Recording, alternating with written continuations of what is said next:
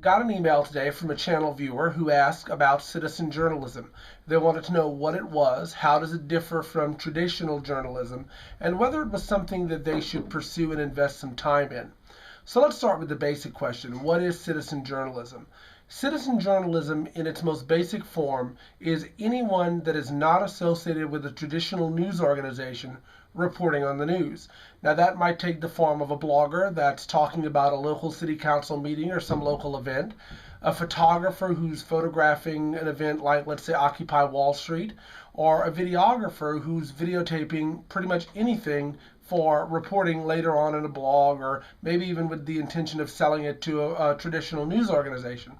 Now, what differentiates citizen journalists from traditional journalists is that they're not paid by traditional news organizations. They don't work for CNN or MSNBC or Fox News.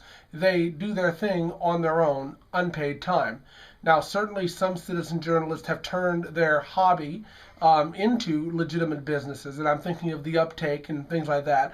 But for the most part, citizen journalists do their thing for free, and they're just trying to report the news and bring an alternative viewpoint to the news that the traditional media doesn't have.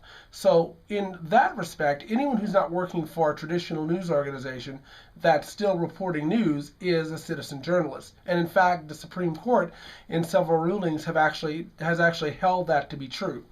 Now, how does it differ from traditional news reporting? Well, first of all, of course, like I said, they're not paid by traditional news agencies, but more importantly, they aren't held to such rigorous standards, and that can be both a good thing and a bad thing. Citizen journalists can often get the news out a lot quicker than their traditional media counterparts, but sometimes the fact-checking is not quite as good as it needs to be, and so that can be a problem. But in general, most people who are serious about doing journalism, whether it's citizen journalism or traditional journalism, are going to find a way to do fact-checking, and they're going to learn how to do a good story and report. So that's the main differences, is that they're not being paid, and sometimes the story isn't quite as cohesive or as well produced or as slick as traditional media.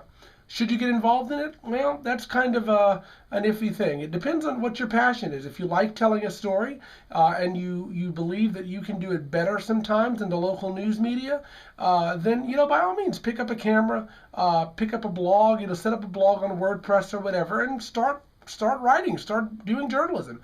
Anyone can do it. It's not just the exclusive domain of trained journalists, and sometimes you can do it better than the pros.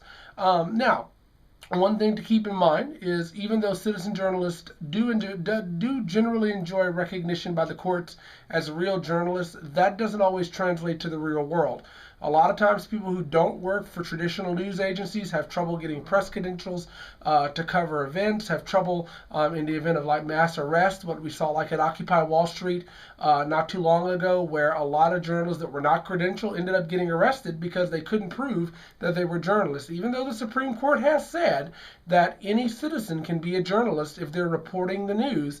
Credentials still do matter in some cases, and so you're not quite as protected as traditional journalists are. So to keep that in mind if you're going to pick up a camera or a blog or whatever and start reporting news. But overall, it's a pretty safe, it's a fun thing to do, and you can really make a name for yourself. You can be that shoe hound that's chasing down the local story or even a national story. Take a look at all the angles, find something you love reporting on, and go at it. The worst thing that can happen is that you're ignored on the internet. Big deal, right? So I hope that answers your question. And if you have any more questions, please feel free to send them to the email address below. Thanks.